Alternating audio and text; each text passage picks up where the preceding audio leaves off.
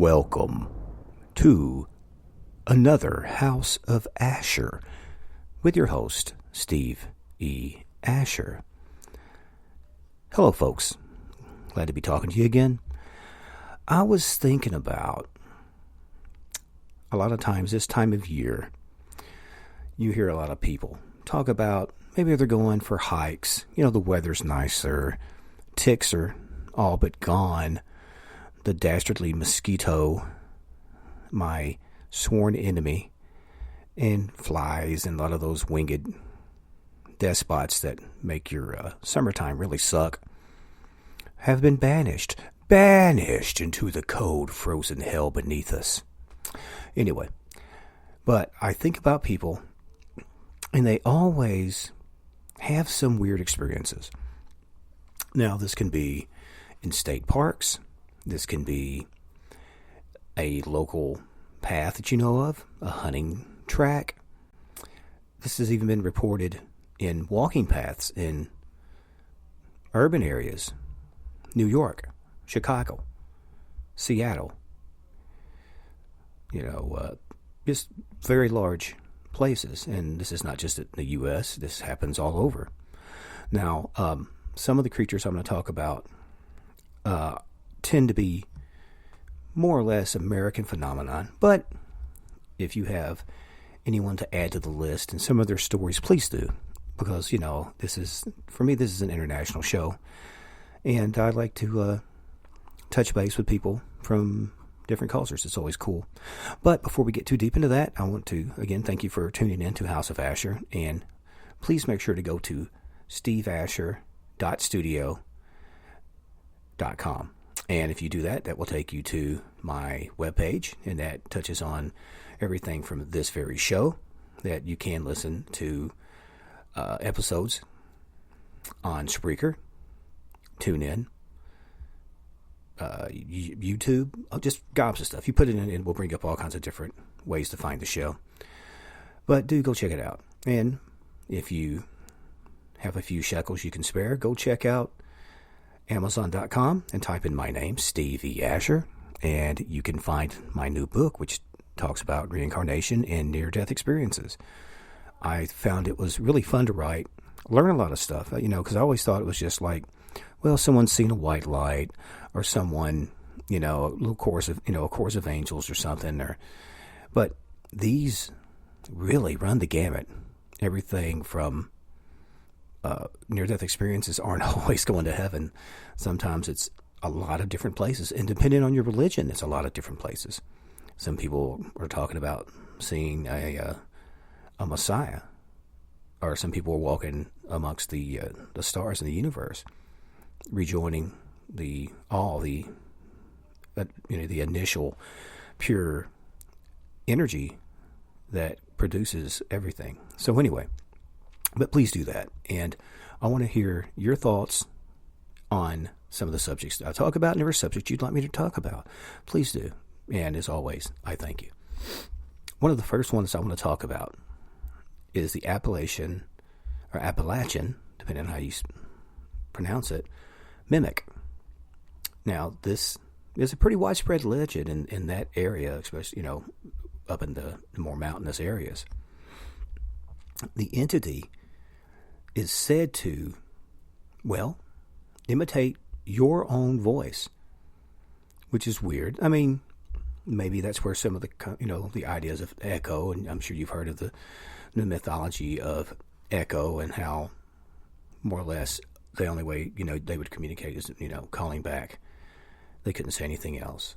But these things will call to you either in your own voice or something that, to me, is even more insidious, the voice of a loved one, especially someone who you've lost, be it death, be it just miles of separation, like there's no way they could be there. But they'll call to you, often pleading for help, trying to lead you down a path. No, keep coming, follow my voice, take the path to the left, you know. No, it's okay. Just crawl under the vines. It's fine. I'm trapped. God, please help me. And before you know it, you are either stuck in the woods, in the dark, not realizing the sun was setting. And now you are SOL. You are stuck to the mercies or the malevolence of whatever called you into the deep, dismal woods, the rocky, craggy hillsides. And you're theirs. You are theirs to do what they want to. Another one I want to mention, there's, most people know about, I'll say it, I won't say it twice, but the skin walkers. We'll just call those the skins. And some people call them flesh gates. Now, this came originally from like Navajo culture, and more or less these creatures are shape-shifting shaman, hoodoo men, witches, whatever you want to call them, who can at will take the form of animals, of differing people, and are known to mimic voices to trick victims. Now, some people say that there's something on them that's not right. Maybe their eyes are too close together, too far apart. Maybe their legs or feet are weird, maybe facing backwards or something like that. They have multiple irises in their eyes. Something that just goes, yeah, that's not right. But a lot of times, by the time you're up on them, it's too late. And you more or less, again, are at the mercy and the discretion of these often considered evil creatures. Another one I want to talk about is a Wendigo. Now, this, also comes from Native American folklore, and it is straight up almost a cautionary tale, really. It ties in with winter, with the fields going fallow, and the famine that follows, and moreover, the more or less cardinal rule of no-nos in most societies, cannibalism. And now we know some people that there's popular television shows that touch on that very trope, and how even upon being rescued or survival and they find their ways out, they're forever changed. How can you not be? But people never look at you the same. They never really trust you again, because you have partaken of just something that's just seen as, well, I hate to say it, but distasteful. Now, we have a lot of things that tie in with this, but this creature, while more or less known for some other traits, beyond that, there's accounts that talk about similar predatory voice mimicking behavior to Wendigo, because at first they would more or less tend to be human, and of course toward the end they show their more monstrous, almost demonic form. Definitely feral, definitely animalistic, and hungry. So hungry. Never really able to satiate that hunger, hence the curse of the Wendigo. I will say it's funny, because I think I did an episode some while back talking. I think it was a Mother's Day episode. It was talking about everybody loves babies, and you say, "Oh, you're just sweet enough to eat," or "I could just eat those little toes of yours," and whatnot. That goes really deep. That goes really deep into some deep nocturnal shite. Let's just say that. But there's another creature. It's a nocturnal creature, and it's from like lumberjack folklore. And I'm sure I'm going to mispronounce it. Hindbiine. And this was blamed for disappearances of loggers. And it would make strange noises all through the forest at night. Now, though its primary method was concealment, this would often end up where something would come from out behind trees, out of the dark, maybe jump across the fire where they're sitting there trying to warm their frozen hands from a hard day's work of chopping, dragging, cutting, and stacking wood.